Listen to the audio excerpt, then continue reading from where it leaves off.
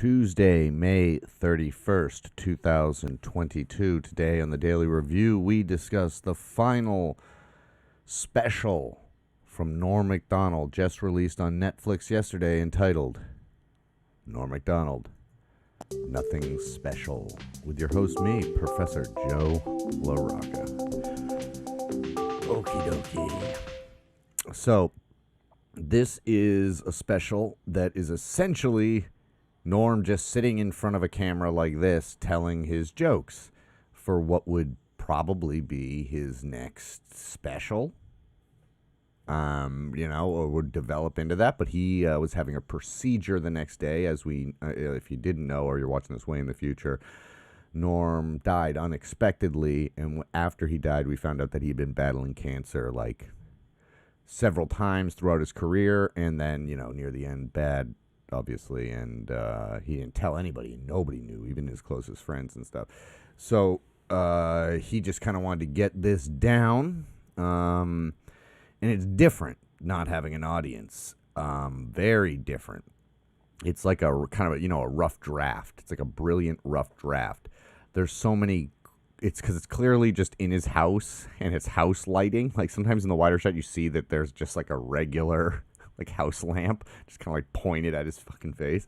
And like really endearing things happen, like his dog Bart goes nuts, like, wah, wah, and he just keeps going. And then like his phone, he gets a phone call. It's a phone call during his comedy special, but there's no edits. It's all one take. It's really amazing. And it's his first take too.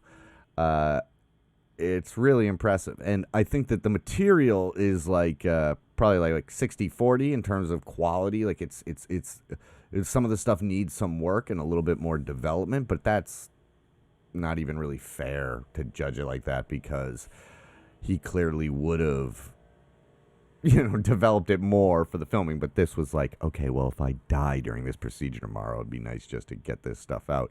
Especially he talks about stuff with some sincerity that he doesn't normally talk about, like his family.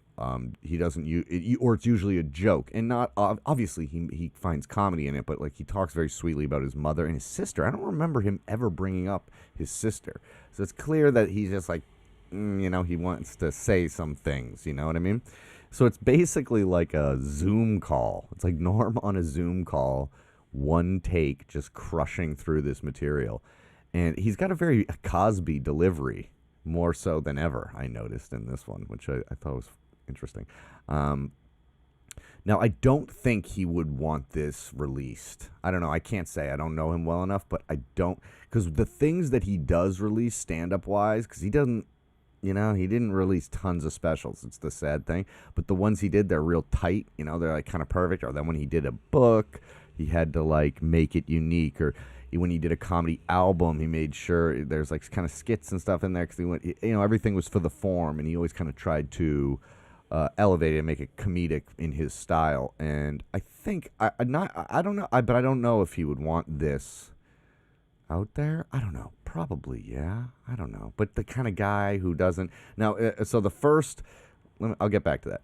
The first half of the comedy I thought was like, yeah, it's okay. And then the second half, he gets into more like timeless stuff. But he is still able to talk about Down syndrome and trans issues and fat people and Me Too movement and sexual abuse. All things that Ricky touched upon, but his delivery, the looks on his face, the reasons why he's telling the jokes is all, you can feel the difference. And some of them are underdeveloped, but yeah, it's funny because you don't want to say anything bad about Norm, because I do love him. But yeah, there were a few where you're like, oh, that needs a little bit of work in the wording of it, but you're totally, I don't know, it's just a good contrast to what Ricky's doing, where it's so in my opinion, especially recently, just kind of like paint by numbers, or he's going by the books, whereas Norm's always kind of trying to find a different angle.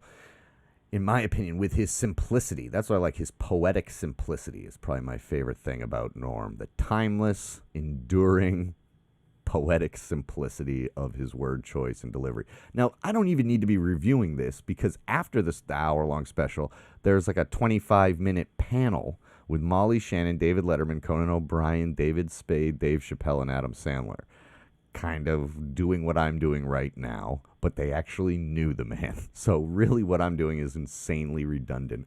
But yeah, they hit upon all the things that are good about it. The one or two things that like, oh, well, yeah, if he made it to the special, like because there'd be laughs, things would change. But the one who seemed most impressed with it was Chappelle, which really was, I was happy to know that. Chappelle really was like, no, that's exactly how, like, that was so masterful how he did that. And since I consider Chappelle a master, him telling another master, you know, I mean, it's nice to hear good positive things from Conan and from Adam Sandler and stuff and David Spade, who are both, you know, relative. I mean, Adam Sandler, that stand-up that Adam Sandler did 100% Fresh is like, I love it. It's adorable. Or like Molly Shannon's not really a stand-up, so the truest, my favorite stand-up is what I should say, of those is Dave Chappelle. So to hear positive things come from him is great. And Dave Chappelle acknowledges that COVID set that he did like March 8th or something like that, 2020, and it was so perfect. And Dave Chappelle called it a cookie jar dunk, which I'd never heard before. He's like, you know, that one guy says he's at the Improv, he's wearing a windbreaker. Look it up; it's on YouTube. It is like amazing. And I was a little sad that he didn't work that material into this special, but that's because he was literally just kind of going off the cuff. You know, he doesn't. Yeah, it's good. It's good. Let's see if there's anything. So yeah, the first half, I don't know. The first half, it just kind of like made me sad because it's kind of an awkward the way it's set up. I mean, there's no other way to do it, but at first I wasn't fully on board. It just kind of made me sad. And then the second half, I just was like, I don't know why, all of a sudden it just felt very funny to me, you know. But I really liked it. It's really, it's great, and it's great to see that the comedic power in that room, you know, some powerful stuff. I am going to give it this. A-, baby.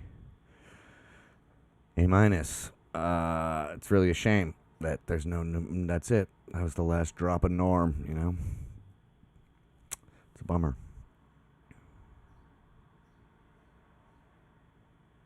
All right. Talk to you tomorrow, guys.